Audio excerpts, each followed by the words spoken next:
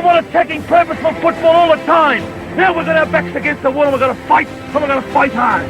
You've got to show me all the guts and all the determination you've got in your body. You've got to inspire me. A marvellous kick. That's as good as you'll ever see. And puts Graham back in front. From inside the centre square, Boydy kicked the goal. Boydy kicked the goal from inside the centre. I can't believe that. Hey Pack, welcome to 2024. This is Danny Boyd, a podcast about the most wonderful, the most perfect, just the greatest football club in the known universe and including all multiverses. That is the Footscray Football Club, trading as Western Bulldogs. I'm Danny McGinlay. Tom Boyd is with me. It does feel like there's quite a few things coming together at this time of year, Danny, that do seem like very positive stories for the Western Bulldogs. But having said that, that's what everyone's saying. But for the most part, almost every club is sitting here today going, oh, we might be all right this year. Yeah, but it's a very magical time of year. No one's lost a game. Everyone thinks they can do quite well. But I've got to say, I've watched the practice games that we had against Hawthorn. I'm seeing our new recruits, and I'm just going to say it right now to the listeners, lids off. The lid's off. Lids off. Flag favourites we are. We are so good at the moment. We better make our actual predictions of the season, I would say, towards the end of the show, because that's how you bury the lead and get people to listen longer. That's called sizzle in commercial radio terms. Sizzle. But I do feel like we do have, just by way of timing, quite a few things going on. We've got the developments just sort of half finished. I went past there the other day. That top function room is going to be amazing. Really? Where is that? That's sort of above where the gym used to be. No, you don't know where the gym is. Where's the gym? But the gym. So when you used to go to the cafe, and then further towards Barclay Street was where the gym used to be. Where the players, general public weren't allowed. Exactly, the private part. Yeah. And then above that, which is new, because that whole building is new, the players have relocated even further towards Barclay Street and whatever that other street is that comes off the Geelong Road. Yeah. That is like the new section where they actually do the training at the moment, I think. But there is this function room where it is going to be a fantastic place to actually watch the game of football at Whitten Oval, watch them train, whatever else they're going to host there. It's going to be great. And I believe you can actually just book functions there as well. I'm sure, yeah. Well, you've got to raise some money somehow. So if you want to get married at Whitten Oval, you can do it now.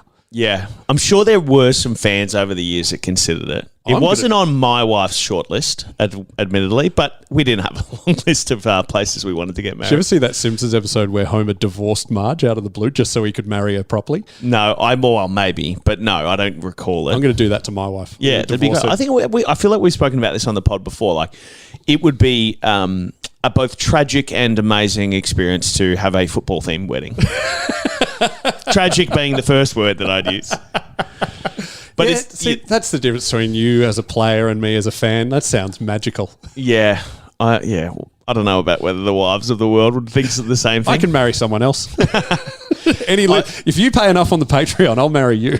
I think, though, that you add the development into the mix, because at this time of year, everyone else is going, great, here's our leadership group. And, geez, our leadership group looks good, as always. Okay, let's go into that right now. I believe Marcus Bontempelli's the captain. Well, I was just doing some research, because I don't obviously read the propaganda that all the clubs put out at this time of year, because it's a great place to either get motivated or sort of just work out it's all fluff and rubbish. It is all fluff and rubbish, and yet as a fan, when you're this footy starved, now that AFLW is at the end of the year, we've not had footy for 4 months, and any little bit of information's like methadone for me. I'm just drip feeding like, what else do we got? Oh, there's a cheap membership I could get. I've already got my membership, but that's exciting. The text came through like 40 minutes ago about the 6 games, $66, whatever. Which, speaking of, whilst, I'm a life member of the club. You're a member of the club. We're both on board for the year. I actually have 2 memberships they send me every single year, which is very exciting. How do you get 2? I don't know. I think that's how the life membership works. They send me 2.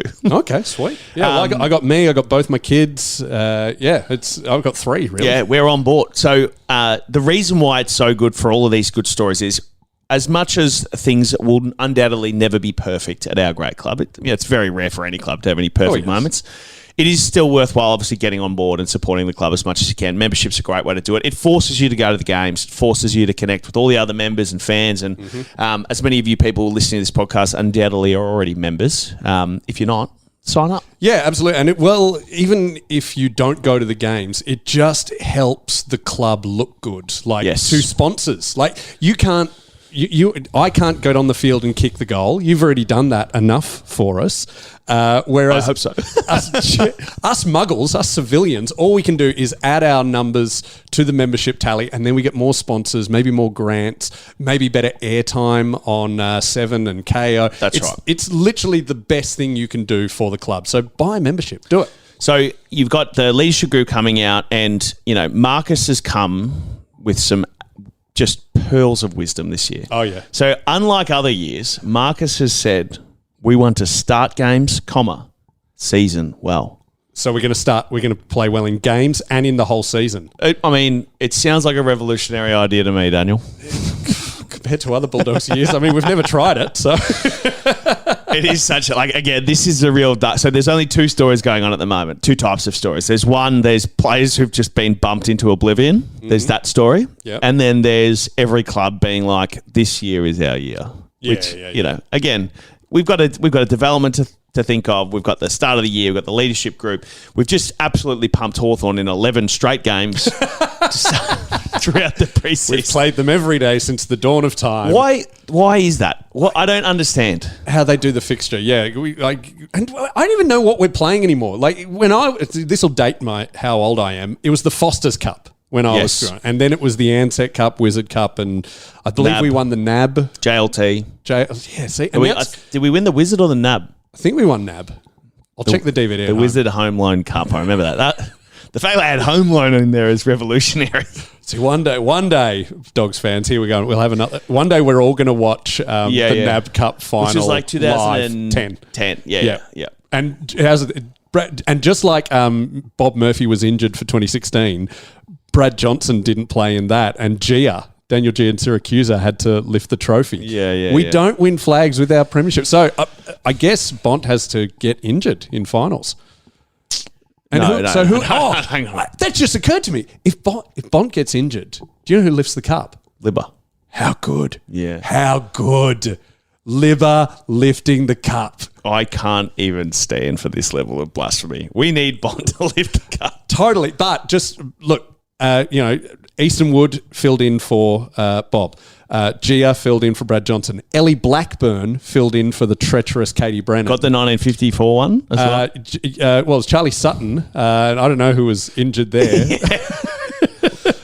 It is speaking of the Bont, there was they do all of the preseason polls and the captain's voting and stuff, and he's just at the top of the top of the top for everyone, which again is like, this is just another season that we get to marvel at the wonder that is Marcus Bontempelli. We should take every second of witnessing greatness that we get to, because he won't be around forever. As much as it sounds painful to say, and Danny wants him to get injured for the next premiership. I'm just going with logic there. I don't want him, injured round 3. I don't Bob think Murphy logic style. is the word you were going with. Superstition, maybe. Superstition, logical superstition. That's how I work. I'm a footy fan. So I don't want him injured round 3, Bob Murphy style, but it has to happen. We don't win flags. When do we play Hawthorn for the 12th time for the year? Yeah. Somehow. I just can't imagine, thinking back to my time in the league, if we played the same team technically 3 times, as in 2 trial games or whatever, and then we went to Tasmania to play the same team, and also no offence to plenty of offence to Hawthorn. They finished in the bottom few of the last few years. They right? still beat us last year. But it's such a weird way of trying to get a sort of litmus test as to where the teams are at. Yeah, and their backline is all injured. They had 4 little leaguers filling in. Anyway, we did see some wonderful performances out of that first round. Yes. I ran into young Riley West very briefly the other day. He was walking his dog, and I was actually talking to another ex-Bulldogs footballer at the same time. So it was a bit of a strange 3-way conversation going on. The listeners should know that if you go to the Albert Park, Port Melbourne area, if you don't see footballers walking around where us normies live. By the way, I saw Bont on my street about November last year, and I was running for a tram about to go to a gig. And you skipped the tram and was late. I was running late, but genuinely, I just was like, "There's Bont." Well, he a does live on child. your side of town, you know. He does, yeah. But anyway, that's where all the footballers just conjugate around the Albert Park, Port Melbourne area. So you could be walking your dog and suddenly you're having a chat to Riley West or this other who was it? Who was the other Bulldogs footballer? Wallace, Mitch. I was Mitch on the phone Wallace, with Mitch, sweet. yeah. And Riley's just turned into a small forward juggernaut in the last little bit. I must say, I said to people ask me about Dogs players all the time, and to be honest, I don't know that much more than most people, except for the fact that I can still talk to a few people at the club and probably get the unfiltered version of, hey, this guy's actually really good. Like Sanders is everyone saying, hey, he's actually really, really good. And it was obvious. We have to do a whole segment on Riley Sanders. Which we will touch on. We'll touch on. But like Riley West, from my experience and having seen him sort of come through training and play, like he has the Libba knack of being a footballer's footballer. Ooh. You know what I mean? Like where he doesn't look like Bont. No, he doesn't. Libba doesn't look like Bont. No, it looks like Bont, to be honest. But there's a lot of players who you look at and you're like, oh, that is a super skilled, super athlete. I can see why. I understand why they're good. But then if you walked past Riley or Libba in the dog park, as you said before, you wouldn't go, geez, AFL footballer. That's right. Yeah. But when you watch Riley around the contest, like the way he bounces up and down like a pinball off the ground and, through tackles and getting contested footy, and last week kicking 3 goals, you see why he was a good player in juniors. And I think he's going to be a really, really good player in the senior footy. I just think he needs to get a chance in a position where he can play consistent footy. Yeah, he does seem to have, as much as it's the cliche, put on a fair bit of muscle. Like he's just growing into his body. Like he's become a man. Well, I don't think, it's like there's a very big difference between Sam Darcy growing into his body and Riley West growing into his body. It'll take Sam Darcy a while. Yeah, well, also it's like Sam has got a lot of height to fill. Whereas Riley's not a big guy, but he's looks like, and there's a few players who look like they put on a little bit of size. And the thing that people probably don't understand is that usually, this is a usually statement, it's not always, usually, at least in my experience, the size and shape of the players, if there's like a theme, like they're all stronger or they're all better runners or whatever, that comes from the coach. And then the head of sports science or whatever takes what the coach is asking for and brings up the program and puts it into life, and then the physio medicos do their job as well. But in some cases, if you have a really strong HSC or head of sports science or whatever they call them, head of high performance, they name them everything except for what they probably are.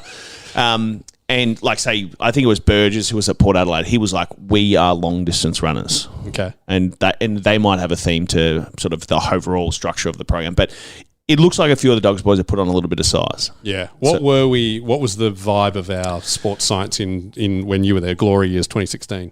We didn't really care about. We were just like football, which was probably evident of the times. Well, we were going well, and I think Luke was in that moment of time when he was like, I need to teach these guys to play Luke Beveridge football and Western Bulldogs chaos football. ball. Which, exactly. And we didn't have time to do both because you might think that, training 40, 50 hours a week is, enough time to learn anything. It's not, because so many of the activities like, game planning and structure and playing with your teammates requires you all to be on the ground at the same time, which you can only get limited opportunities to do. So why is that? Well, because you don't train non-stop all the time, and you can't. They won't let you run out there and train from 8:30 or 8 a.m. in the morning till 12 and do 15Ks just of match sim all through preseason because the risk of injury is too high. Wow. And then they want to work on the segments of the game. So some things are like you need to work on your stoppage craft or you need to work on handball games because that's a specific stimulus that the game provides that you can't get equally to everyone in a match simulation. Okay. That makes sense. Yep. So if Tom Liberatore and I did the same amount of match simulation, our GPS data would look completely different. Yes. Yep. And I would get zero, almost zero handball game stuff when I was playing because I was playing as a key forward or I was playing as a ruck and I was trying to help out a bit. But if I do it in an isolated program, I'll do 25 minutes of handball games and I'll hate every second of it. Was that your least favourite of the drills? Yeah. I mean, depended. Like some pre-seasons we used to do. So like a typical handball game when you're growing up in the juniors is like from us to say 15 metres away. And it's all in and, in close and tight and sharp and all that sort of stuff. We used to do them 75 metres long. What? So Handball for 75 metres. you can't do anything with handball. You got to get it in a ring at one end or a ring at the other, depending on which way you're going as a team. Yeah. And it's 6 on 6. Oh, so it's a team doing that. I thought just individually you had to sort of belt it polypharma Think about like style. handball game being like playing football, but only with handball.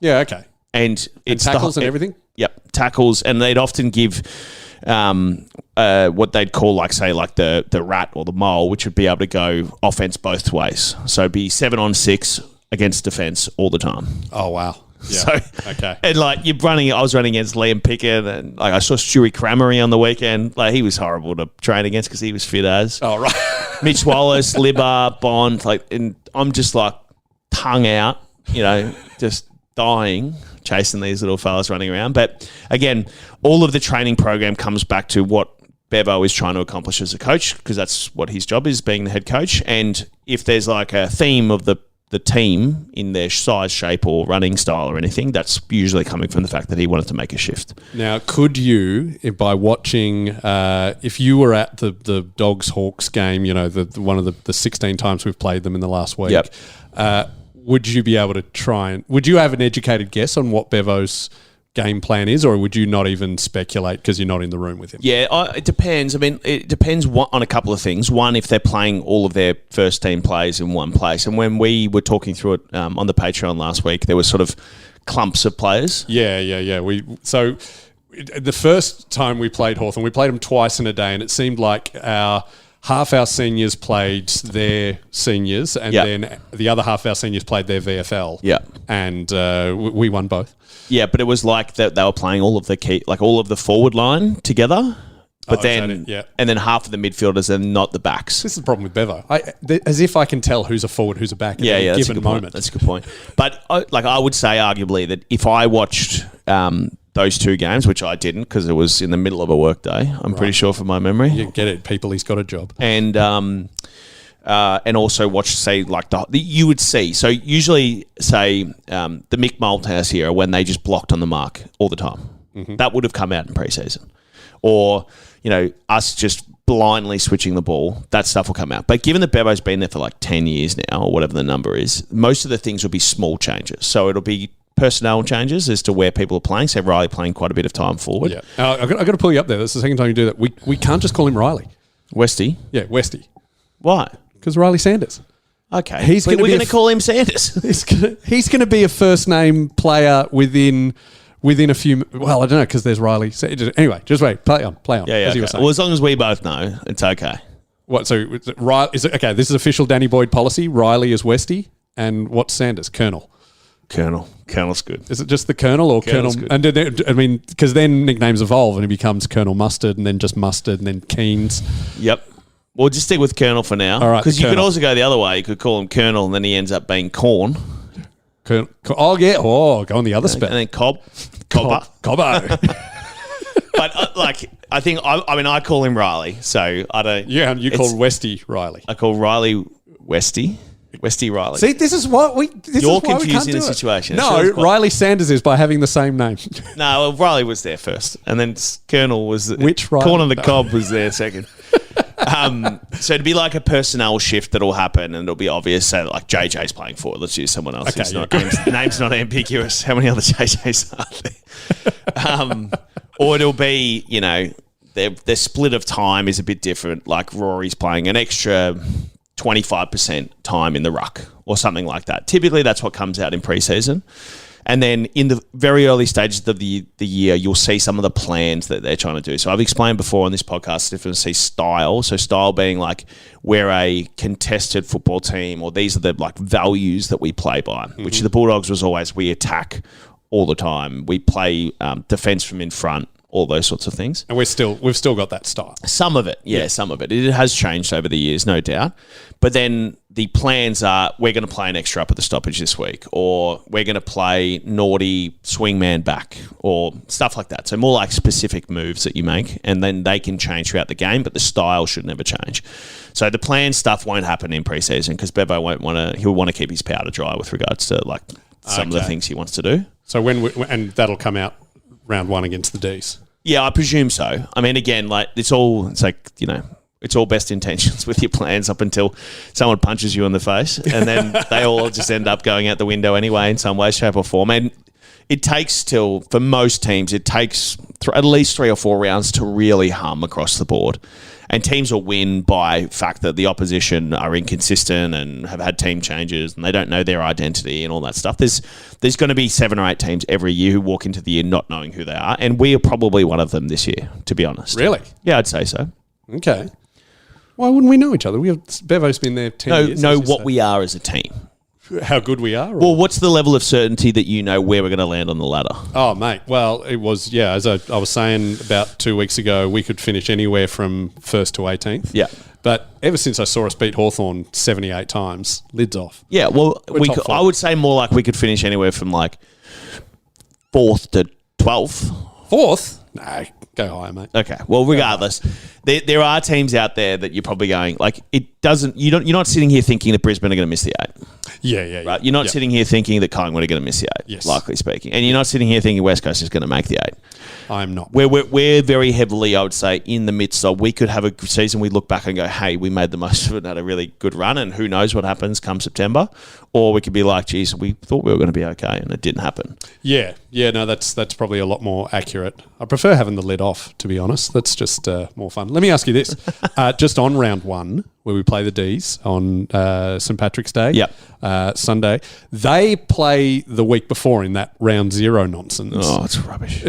What? It's just a ploy for the AFL to get more of the preseason so they can have a longer season. Oh, no, it's reaction to NRL playing in Vegas. Yeah. Because we're playing, if you notice, the round 0 games are in Brisbane and Sydney when there's no NRL this weekend because the other teams are coming back from Vegas. This is a way to just make sure AFL's dominating the sports media for one more week. I could all but guarantee that the AFL spends a lot of time watching the NFL, like as in at the commissioner level and the CEO level, and they're creeping their schedule all the time. Oh, are they? Yeah, because an extra game on the calendar is worth tens and tens of millions of dollars. So what's the best thing that worked for the NFL this year was having Taylor Swift be dating Travis Kelce, a member of the Super Bowl winning team.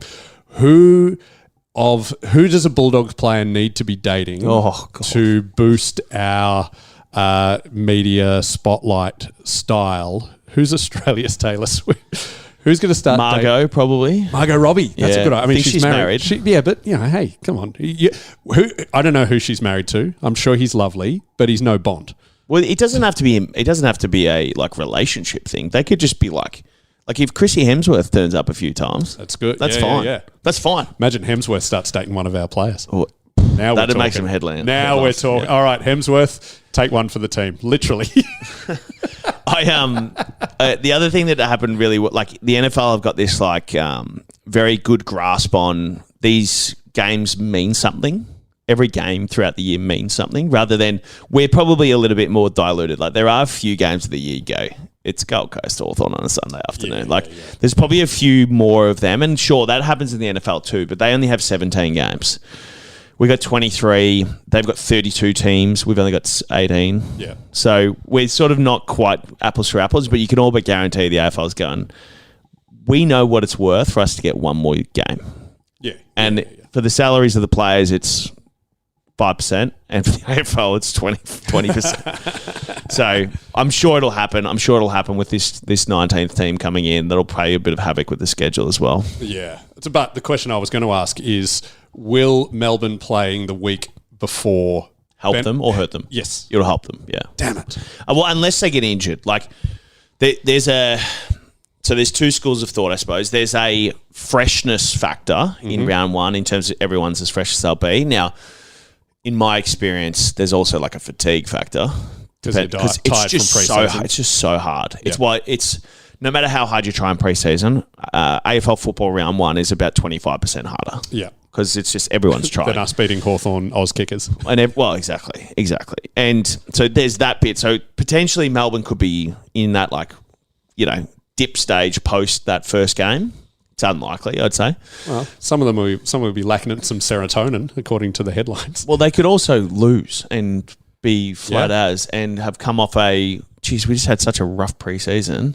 Yes. And then now we're getting beaten round 1. Like, the issue with what we don't have to go into specifically, but the issues that Melbourne's got going on is that Melbourne has a lot of issues going on. Yes. And that's what, so then, people will pile on so quickly, and if they lose, it'll be because of what's happened and so on and so forth. And they'll never get any space to go, we're just doing our thing and playing games and winning games of football. That's just unfortunately what happens in. So do we want the Swans to beat them so they're... Or that galvanise them? Nah, probably not. I think all right. Whatever galvanising is going to happen has already happened for the most part. Great. Go Swans. Yeah. But then the other thing is, there's the other side of the fatigue factor and the sort of like freshness factor is the erratic factor. Like round one is usually the most erratic game of football that you've ever seen. Yeah. It's very rare that you're like, geez, that was a good, clean game. Like there's about 7 out in the full. Someone just booted it sideways and missed easy shots and handball to the opposition, and just you have those coach killer moments that always happens in round one. I'm trying to think what my favourite round one for the Bulldogs would be, and it's got to be a toss-up between 2016, obviously we beat Freo, who finished top of the ladder the year before, and we get a goal within 20 seconds, whatever. I think I played that game. You probably did. You were at the team then. I might have. I did hurt my shoulder that year. Can't remember. And then no, I played. I love 2017 with Cloak kicking a goal against Collingwood from 70. I know you didn't like that game. We've talked about that. On the I've never pod. been more tired. And 2015, your first game where we beat West Coast out of the blue. Yeah, keep the goal. Keep my first in the with like 10 minutes to go to put us in front. I think I do remember that. Yeah, and pointed to the crowd, and Bevo goes, "Tom, maybe don't point to the crowd." What? Why can't you point to teammates? Not a bad point by him, to be honest, but it was kind of my moment.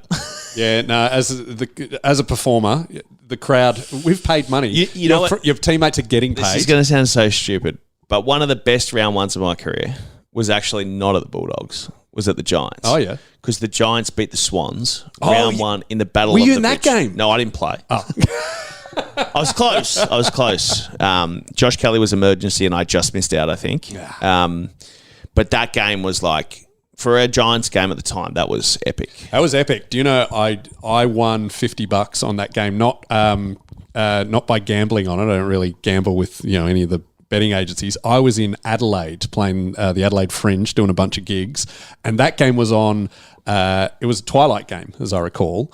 And it finished at about 7, and everyone's going, "Oh my God, the Giants!" I was in a pub, Giants, and what are that? And I go, "I'm going to sing the song for everyone." And this guy went, "If you actually know the words to the Giants song, I'll give you $50." Oh, it's a big sound. And and true to his word, he gave me $50 cash. We just went, "You're a loser." Yeah. Well, enjoy learning that for the rest of the year, which is a bit like that, to be honest. I think there's only 3 more wins for the year. One against the Dogs, one against Carlton, maybe a couple of others. All right. Let's go to some more happier stories. Let's go through the new recruits we have. Right. Let's do that. So I know all of them very well. Yeah. We did this off air, listeners. But I feel like, again, like whilst you're looking that up, I think the last few years, like you think about it, is how many of the new recruits have we had to actually know? Well, we always get 4 or 5 draftees. Yeah, I know, but this is the point: is like the ones who have actually made their name for themselves had a name when they walked in, right? So we had Sam Darcy walk in, and everyone knew who he was. We had Jamara come in, who everyone knew who he was. We've had all the little fellas that we drafted, which haven't played, to be honest. And then we've had a couple of trades as well. So I feel like we know Sanders. And we do now, yeah. Yeah, but pick 6 was the most talked about one that we had. We were talking about getting him for a couple of months beforehand. It was on the different I thought we were going for the guy that Hawthorn got at 5. Yeah, we wanted a small forward for a second. The Wizard, they call him. And Sanders kicked his ass in all 108 games that we played against Hawthorn. That's right. And, it all really matters so far. Well, do you know what's weird? Caleb Daniel is taller than the Wizard. Mm-hmm. It's odd. Anyway, we've gone Josh Bruce, Hayden Crozier, Mitch Hannon, Robbie McCone, Toby McLean, Tim O'Brien, Cody Rack, Rourke Smith, and Jordan Sweet. Some of those are absolutely devastating to read about. Friends of the show. Who we've had on. But let's talk about who's coming in. So this is it in alphabetical order. Lockie Bramble, an SSP from Hawthorn. Do you know anything about him?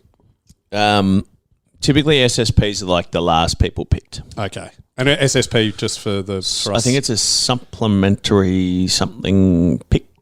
Okay. I think. Yeah, sure. I think it's. I don't know. I think it's like a preseason draft. I read it as supersized penis, so we don't want that. Well, I think speaking of SSPs, which was our VFL captain, whose name is escaping me for whatever reason, Lockie Sullivan. Yes, who was he was an SSP to Collingwood. And just got picked up after 3 or 4 great. I mean, probably more. He's been at the Bulldogs at Footscray for years. So great that he got picked up. Yep. And then in his first session, Scott Pendlebury's like goose stepped him like 5 times in a row on camera. It's like, there it is, mate. Welcome to Vegas. Nick Caulfield, someone we traded from St Kilda, had a good game on the weekend, or definitely was involved in a few highlights. The pre-season supplemental selection period. That's what it is. All right, cool. Jesus, they could come up with some different names. Yeah. Supplemental selection period. SSP. That's what it means. Historians often speak of the supplemental. Yeah. I've even forgotten already. I've lost the will to They're live. not getting a sponsor for that anytime soon, are they? What a the NRMA SSP. I don't know a lot about Nick. But, I think he was a high pick coming into the Saints, 13 or something. Yeah. And we'll see. Saints are going to be good. They've just got Dalrymple. So if you know any Saints fans and, they're... The Saints are going to be good is something that has been said, honestly, for the last 10 decades. Yeah. And look, and some people genuinely want the Saints to win a flag. Not me. I remember the 2009 prelim, so... Jordan Croft has also come in now. Obviously, Maddie's son, and looks just like him. Yeah, yep. Big unit, big, lots of arm, lots of leg. Because we had Scott Wind, people don't realise how big Matthew Croft was. But Matthew Croft, he's been on the board of the Bulldogs. I've seen him at games, and even now you see him and you go, "That's right, you're enormous."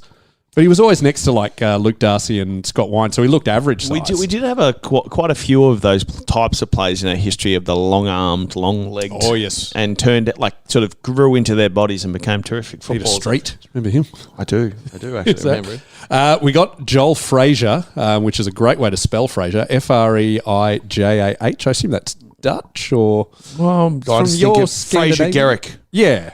Anyway, Joel, he was the number 45 draft pick, kicked 7 goals in one of his TAC Cup games, which is pretty good. That's pretty much all I know about. Yeah. I feel like this is the whole thing. Like, we keep going through the list, and we're obviously going to get to the main man himself at some stage. He's we'll get to we'll do him last. James Harms from the D's did play in the 2021 grand final for the Dark Side. So he is right now our least favourite Bulldogs player, but that's purely because we're immature and spiteful. But he did play very well in the 150 games we played against Hawthorn, and I have heard a lot of Demons fans are devastated he's gone to us. Like he had a real cult following over there. Yeah, it's the type of player who would, I suppose, like sort of that, kind of like what I was saying about Riley West before. Riley. Is, you're not looking at him going, he should dominate. But when they play really well, because you can see effort, intensity and commitment and all those sorts of things, in and under, hard, Harms to be the same. And again, he might be our least favourite Bulldogs player now, but he plays one good game in round 1 and he moves up the ranks. Yeah. Well, I don't know any of these draftees. if they haven't played a game, well then, and he plays a good one, he moves ahead. I've actually never had a least favourite Bulldog before, but right now it's Harms. Yeah, you made it up in the poor bugger. He's not coming on the pod. No, I'll back it up. No, you can't beat us in a grand final. Expect me not to be angry about it. Aidan O'Driscoll was our number 55 draft pick. It's a great Irish name, so therefore he's definitely not my least favourite. He's a good Irish lad. What do we know about Aidan? Nothing. Cool. AOD. Yeah, you know me. I honestly I've got... yeah, that's fine. It's this time of year. I know I'm all as they get it. But this is kind of the way it should be. You actually see this is the difference between getting picked 1 or picked 6 even, and the rest is that no one's judging you. Yeah. The fact that we don't know anything about them is exactly why we should give them time to develop, and when they're ready to be judged, they'll get played, and then we'll all be ruthless bastards to them then. Oh, yeah, you will be. No, I won't be, but... Hard-hitting shock jock Tom Boyd. Most people would be. We also got Lachlan Smith at number 47. We've got lots of Lockies. We've got a fair few Smiths. He'll fit in right well. Yeah. Excited. All right, now, let's talk about him. I did Did I text you? So in the first time we played Hawthorn, the first out of 176 times we played them, it was Sam Darcy in the ruck at the start, and he tapped it down, and Riley Sanders, the Colonel, picked it up, and his disposal. He only just hand passed it, but he hand passed it with such vision, and that I texted a few people, and yeah, you would have been one of them. I just said, I'm calling it now. Sanders is going to be better than Bont. Which is just such a dumb thing to say. I know, but it's fun to be dumb. This is the time of year to be dumb. I tell you what, I must say, the pulled up socks, and he clearly can run, and the fact that he got 30 touches, which, again, people will be like, oh, well, it's preseason, including me, in terms of, like, it's not something to write home about. Getting 30 touches at AFL level is always hard. What was your record of touches? Probably 23 or 24. Wow. Against 22 maybe. Is that against prelim? No, God, no. I didn't have that many touches. I had a lot of like hit outs and tackles and hit outs, punches not to the touches? shoulders. No. Oh, what? That's ridiculous. I had a lot of touches against Geelong a couple of times. That was about as good as it got for me. We lost those games. That's right. That's a little nugget of the storyline I always forget. Tom Boyd doesn't hate Geelong because he always played well against them, but you never beat them. No. No. Here we go. Anyway. I like playing them because of the ground. The ground was always good. But like 30 touches, you feel like the ball's on a string. Yeah. I can only imagine. Never got it in my career. Even in juniors, I wouldn't have got it. No way. He's just got such vision. And he looks like the way he plays looks like he's been playing for a decade, and he just can read the game so well. Well, what you're saying is he looks like he could run around in the previous decade. Like when he was running around with the Jonos and all those blokes who had their socks up, he would have fit right in. Well, yeah, I mean, to be honest, I did text you. I go, and so he tucks his Guernsey in and pulls the socks up. And that's only because there's an old guy at my gym who I'd said, mate, have a look at Riley Sanders. He's going to be amazing. And he said, wow, I like the way he dresses. Yeah. I like the way he dresses. What did I say? Because I texted you and said, what is that? What does this mean? And you said, it means his dad played footy. Yeah. Well, old school football, like it's good. It's a good thing. You know what? I almost guarantee, and maybe we should ask him, he knows what dubbin is. Yes. He would know what dubbin is. I'll give you another behind the scenes thing. On the day we recorded our first ever episode of the Danny Boyd podcast, you texted me saying it was something like, do your stretches and get the dubbin out. We're on. Yeah. And you had no idea. I have no idea. I pretended I did, but no. Is dubbin like an ointment that you put on the leather? You put on the leather. Oh, I do know. It's a waterproofing. I think it's like for tables or something like that. Like, does it smell of eucalyptus? Yeah. Oh, it's like a really, really strong chemically, like turpentine smellish. Yes, I know it. I know it. And my dad, we used to have it. It was always in the same spot. It was in these like flat orange jars, so like tins. Sorry, probably more accurate, not jars. And we used to have a very, very stiff and aggressive wire brush. And so what you do is you use the brush and you get all the mud off, and then because you can't wet the leather because you need to wear it in a few days' time, so you've got to sort of get all the dirt off. Then you wipe it clean with a rag, and then you dubbin it clean. You dubbin all the spots that need sort of protection, and then you use a rag to sort of spread it all out, and then they sit there smelling amazing, pristine in the corner. I gave up on it. I just started getting free boots, so I was like, Dad, it won't matter. I promise. I think a commentator pointed out Riley Sanders wore plain black boots. Yeah. That's part of the look, though. Oh, right. This is all the thing. See, this is the thing, right? Which is we're in the era now of people shamelessly adulterating previous looks for fashion. Yeah.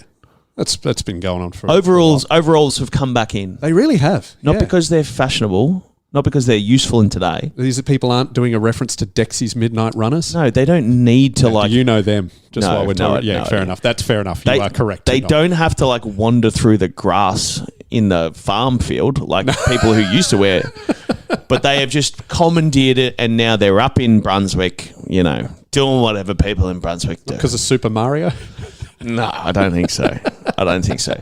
Now, I would have very much hoped, my honest opinion and hope is Riley Sanders is an old school footballer. Yeah. That's what I want, because that means two things. It means he loves football, which means he'll not get too caught up in all the rubbish that happens. Optimistic, it is 2024, and he was probably born in 2005 or something, or whatever it is. Yes, yep. Let's look, 2006 maybe. Terrifying thought. Yes. And he also is the old school footballer in the, like, I just play to win. And I'll just play the football game without thinking too much and getting things overcomplicated. I just get the ball, I see the ball, I get the ball, and I kick the ball to our team. That'd be nice. Like Bont does. Nah, Bont's probably a little bit like the next echelon up, where Bont is like super new age and all of his, like, his recovery is massive. His technical work on his game is massive. Like, he's the ultimate professional. Yeah. I'd put him more in the Petrarca and him are sort of similar, and like, except that Christian obviously posts it all on Instagram. And Bont's so secure he doesn't need to. Well, I don't know. Christians, like, they seem like those accounts are going pretty good to me. So maybe Bont should have. But Riley Sanders, I don't want to see him posting that stuff on Instagram. I want to see him getting the ball, kicking the ball, and, you know, tackling people. Mate, you are going to be seeing that because he's it does look like, because you also before. I mean, I've loved him since 3 seconds into that practice game. I bet. But you texted me over the summer that we got a good one. Yeah. Where did you hear that? I can't remember, but one of the players who's at the dog still, and like, this is the thing. It takes about, I don't know, 2 weeks. 3 weeks. It's usually when they first get out. So when a new draftee comes to the club, they don't train, typically speaking, a full first week, because they sort of like do some testing around like how's their body and all that stuff and flexibility. And the other players have typically been training for at least, well, in our case this year, because we didn't make finals, like 5 weeks or something. Yeah. So it's sort of like getting them on board. And then usually, in my experience, there's usually a week or 10 days before Christmas where they start getting rolled out, and you know straight away whether they're up to it. Ed Richards knew straight away that he was fast, that he had something that no one else had. Straight away, Aaron Norton could catch. He was taking marks all over the field. Straight away, Bont's been great. I mean, Jake Stringer during his best season in 2015, which would have only been his third year, dominated preseason straight away. Wow. And so even for players coming back, you know if they're going to have a good year for the most part, unless they're injured, and then, you know, it depends. Mind you, if you listen to Essendon media, Jake Stringer is the king of preseason. He's always training the house. Yeah, but see, there's a difference between kicking goals and like Jake was fit and dominating in 2015. We got and the then best of him. 2016, like my best preseason, like when I looked the best in preseason was 2016. It was probably my best year. What happened that year? Well, I don't know, but I did my shoulder a lot of times. All right, so man, I'm just so excited about Riley Sanders. Get on board. Maybe his nickname could be Dubbin. It could be. We need to ask him. Well, yeah. I mean, do players get? You don't get to choose your own nickname though. Well, you earn it. We've got. If he has, put it this way, if he has a couple of tins of Dubbin in his locker, they'll call him Dubbin. Okay. Or some version of it, you know? Oh, so do even AFL players have Dubbin? I don't know. I never saw anyone really. I think it's the kind of thing you have at home or you get the property guy to do, but we sort of didn't have, like at some of the big clubs, they have property people who just like clean all your boots and do all that stuff for you. That wasn't really what happened to the Dogs. No. We didn't have like 17 employees in there, all volunteering their time. I would have said this on the pod a few times, but one of my favourite memories of it would have been just before you were born, Tom, early 90s, when memberships became a big thing and there was ads on TV saying, you know, join Carlton, call 0055 639 428, you know, that sort of thing. But then it would be the Footscray one, and it would be like, call 9537 after 6 p.m, ask for Dave. Yeah, we only had the cheapest possible slot at the phone centre was for us. Yes. Well, in my time, they got us to call people as players. That's how well we were going. Yeah. So, anyway. I'll be excited by that. Anyway, someone else I want to give a shout out to is our president, Kylie Watson-Wheeler, who, from all accounts, is taking a much more hands-on role in the off-season, which is so she came into the role 2021. Straight away, we make it to a grand final. Good stuff. Yeah. It was a bit of a weird year, but yes. Good stuff. Well, do you know what she had to do? I saw her just before Christmas, and she was able to go to that grand final because she was the president, but had to do 2 weeks in isolation, and then coming back to Victoria had to do two. So she was alone in a hotel room for a month just to watch the worst football game of all time. Yeah, and she has a pretty important job too. So yes. It wasn't like and it was a very, very challenging time at that stage for Disney. So So managing director of Disney, in case you don't know, Disney for the Southern Hemisphere, I believe. She's Something like that. Man, I think it's Ozpack or something like that. I messaged her the other day, and she said, "Oh, I just saw Kathleen Kennedy, the lady in charge of Disney Star Wars and MCU, and they're just hanging out." Yep. Did she provide any feedback back to them that you keep giving her, or? So all the Star Wars Danny goes, films? "Can you? I mean, we need to talk about something, Kylie." And she's like, "Here we go." You watch her brain just go, "Danny, I'm not saying anything on your behalf. You reckon you're the only one?" We just need to remake The Last Jedi and probably the last. Anyway, that's a wrap. Actually, no, Kylie is very much in my good books because my daughter is really into this somewhat obscure Disney movie called The Descendants. Have you ever heard of The Descendants? Is it all the owls or something? No, that's The Guardians. Okay, right. The Descendants is it's a tween movie where the descendants of all the Disney heroes. So like Maleficent's daughter, Beauty and the Beast's son, Aladdin and Jasmine's kids. They all go to a high school together. There's the villains and the heroes, and they're like the cool kids and the weird kids, and it's all from the sort of the villain's point of view. And my daughter loves it. It's her favorite. There's heaps of music and stuff. It wasn't really a hit here, but. My daughter loves it so much. I messaged Kylie just going, "Hey, did they ever make any toys for this film that I could give to my daughter for Christmas?" She goes, "Leave it with me." They don't. I Googled and I searched. They did not make toys. I hope so before you went to the managing director. But then she goes, "Yeah, I got one." And like, there's only maybe 3 in the world. And she got it for my daughter. I'm like, "Oh, how much are you?" "No, nothing. For free." Wow. She is so wonderful. She's got people. She's got people, and just genuinely everyone. Just in case, action is character. She is for real. She is a great person who will get stuff done. Now, no one else hassle her for obscure toys. This is my. You were worried if I told this story, she's going to get a few requests pop up. Hey, Kylie, can you please get the original Lion King lion? Do you have Jabba the Hutt in the Phantom Menace outfit that he was wearing? She is great, and we are very, very optimistic, and we will talk to her again this year. I'm very confident, so hopefully with some better news. We didn't talk to her at the best time of year last year. We were optimistic about how things were going to go, but it wasn't really like in the height of domination that we spoke to her. No. But she's taken a much more active role. Like she sort of was hands off for a bit. She didn't want to be the new president who comes in and it's all, Eddie Maguire about it, for want of a better term. Well, presidents should be strong, but they shouldn't be in depth involved for the most part, unless when they're needed. Yes, and I think we were needed. That's what she said, though, right? She said when she was needed, she was going to step up, and she certainly seems to have stepped up. So yes, kudos to Kylie. But I think we should finish, given what we've been cracking away here for quite a bit of time. We should finish with some very, very important things around predictions for the year, because we haven't actually shared those. Well, hang on. One last person we need to talk about before we get into that is we got a new AFLW coach. We did, and there was rumours we were going to get Danny Laidley, but we've gone. Who's the other one? Previous coach, Nathan Burke. No. Beck Goddard. No. The one we want to flag with.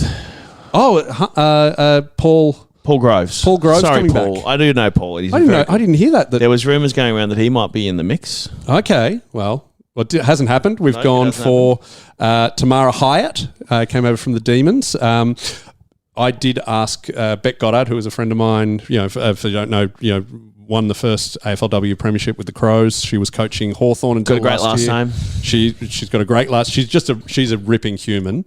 I asked her what's her like, and she said she's got a golf coaching background. What's her like? What's she like? I'm a professional broadcaster. I asked what they are like. No, that makes sense. Anyway, golf coaching background should be good. People management wise, will need an experienced football assistant coach around her. And I've suggested that Beck Goddard, would be an experienced football. It does sound interesting, doesn't it? Like an interesting choice. Yeah. But maybe we'll learn more. I mean, imagine there'll be some media at some stage with her along the journey. And we also got a sweet number 1 draft pick. We did. I met years and years ago. Oh, really? And she told me when she was 14 she'd go and pick one. Oh, really? Yep.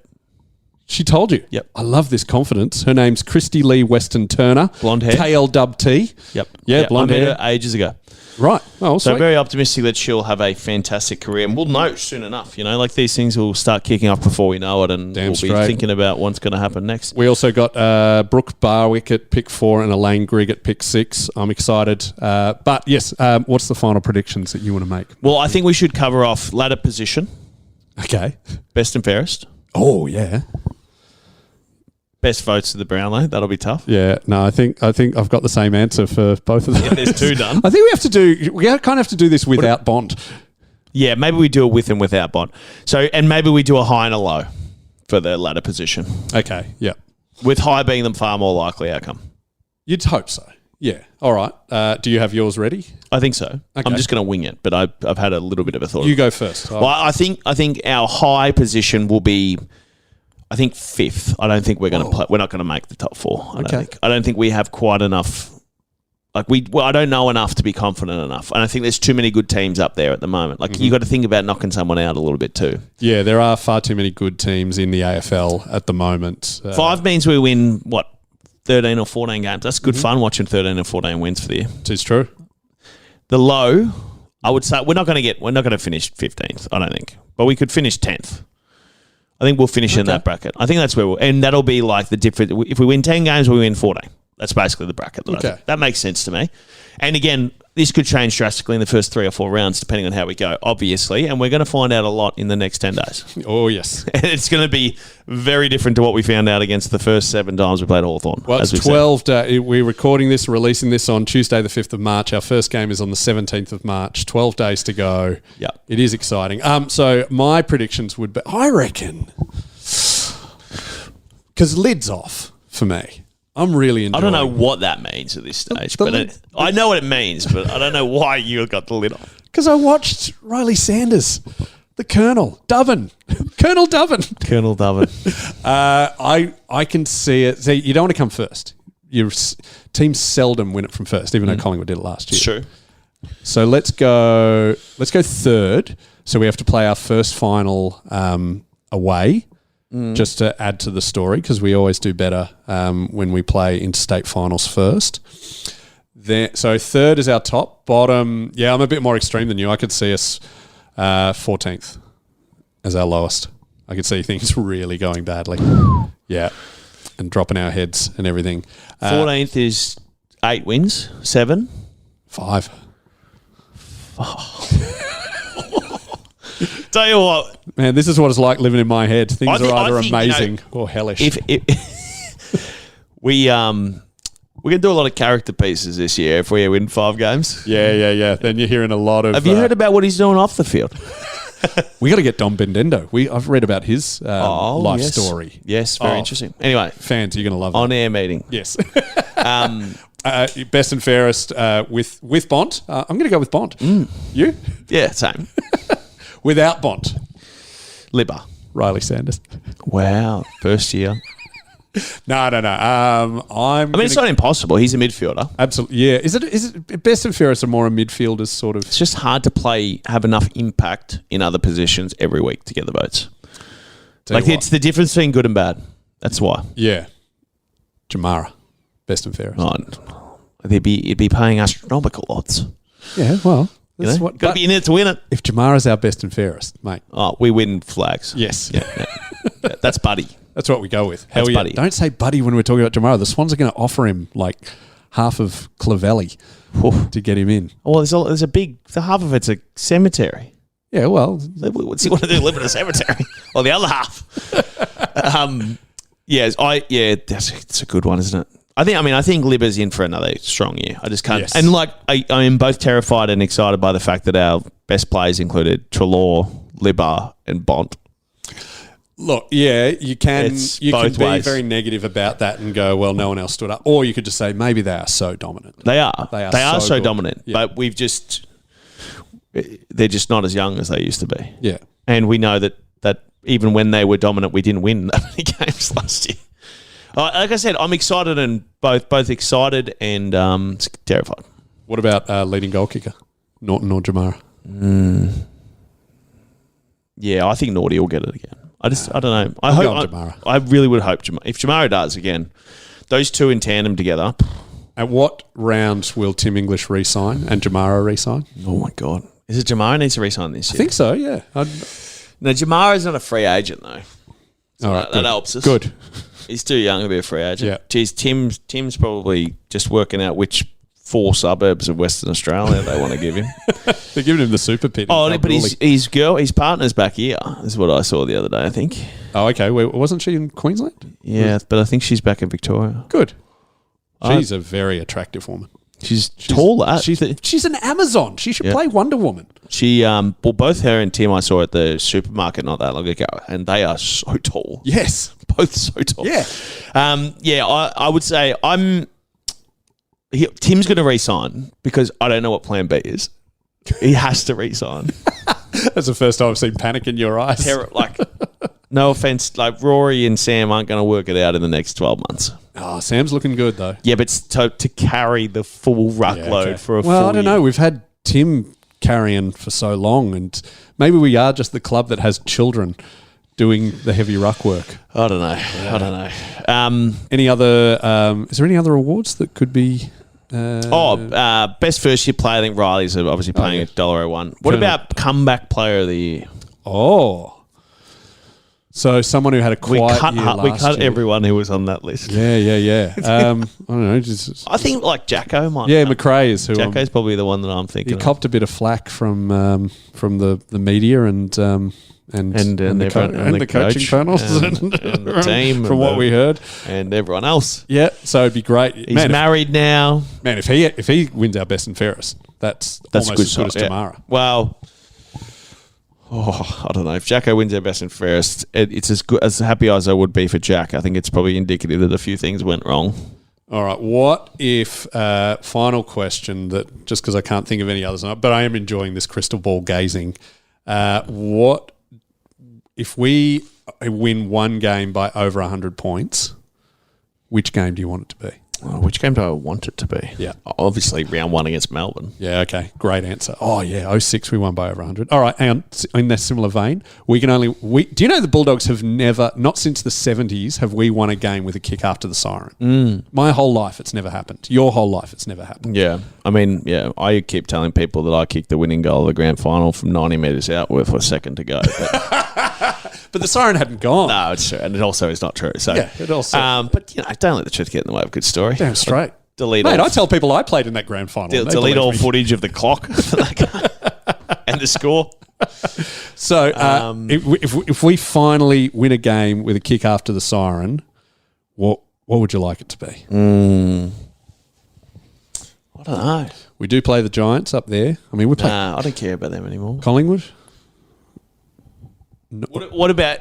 I don't want to be too greedy here. I think it's to make finals. Oh no! Okay, yeah, okay, yeah. I like that. I like that. I like the opposition being us. So that's final round against Giants. It has to be, I think, and that's in Ballarat. So I mean, the crowd will go wild. All 75 of them. Yeah. They can fit a few thousand up there. Yeah. Anyway, I think, as I said, I'm optimistic. I'm cautiously optimistic. You can't be anything else at this stage. I mean, it's fun to be lit off idiot that I am, but if we're being realistic, it's because we got 12 days. 12 days to just dream, and then all it'll take is the Demons to score the first goal, and I'll be like, all right, sack everyone, burn the club down. Yeah. Anyway, predictions for round 1. We'll have another episode between now and then of some description. We might even do a Patreon and a preview for the game. We are. We're in talk. There's also a new media manager at the Bulldogs, Patrick Horan, who used to work for The Age as an arts writer. Yeah. He didn't get the pleasure of reviewing Danny, but unfortunately, he was also at Cricket Australia. He's a proper Irishman. He's a lovely guy, and he's promised to help us get some players. We are in talks. I asked for Bont, and he goes, unsurprisingly, Bont's in high demand. Would you like our new vice captain? I went, oh, heck yes. And so that might be happening. Yeah. I think it'll, as I said to Danny off air the other day, I think it'll evolve over the year. We want we're a safe place for the Bulldogs. We want to be a place that supports the players and gets into who they are as people as much as, how they're going on the field. A combination of both, of course, because we know the fans want to hear about the why, what, where, when and how we're going to be good. Yeah. We'll offer opinions, but we're both intrinsically optimistic guys. I did a podcast yesterday, and the biggest thing about being a footballer is that for many fans, you're just a 2D figure on the screen. Yes. And we want to give a bit of depth to them. Yeah. But having said that, we also understand that you're paying as members and fans and people who support the club to go and watch your team play well, and you want to know if they're going to do that. Yes. So I appreciate both, more now than I ever have. And if you want to find out, we are a bit more opinionated on the Patreon. So if you want to get, it's only $5 a month. You can give us more, and you'll get some prizes and some even sweeter merch. You pay enough, we'll mow your lawn. It's true. So do get involved, because that also helps us, pay, feed our kids and pay for the registration fees and the time that we get and all of that stuff. We're not begging for money by any stretch of the imagination. But again, there's some really great value on the Patreon that you should jump on board for, and we will talk and engage with you there much, much more than we possibly can with the swaths of people on the public episodes. And you will get free tickets to our live event, which there will be at least one this year. More details to be announced soon. And all of its context, because if we have a great year, there'll be less need for live events. If we have a terrible year, we'll need to live back in the past. Maybe we can do an educational one, Danny, where you teach me of the previous good years the Bulldogs had. We should do a viewing of Diamond Dogs, the 1992 season review. There we go. Okay. Now we're talking. Okay. Go Dogs. I think we're in for a half decent year. Probably a good one. It's going to be great. Lids off. I gave my childhood to that roar of the red, white and blue sea, and the knowledge that you had two loves, the Bulldog boys and me. 20 years on, I feel that longing hanging in September air. But the reason I go every week is to pretend you're still there. And they will find the glory one day, and I will throw it at your feet. It's a long, long road they're running for you, the dogs of Footscray streets.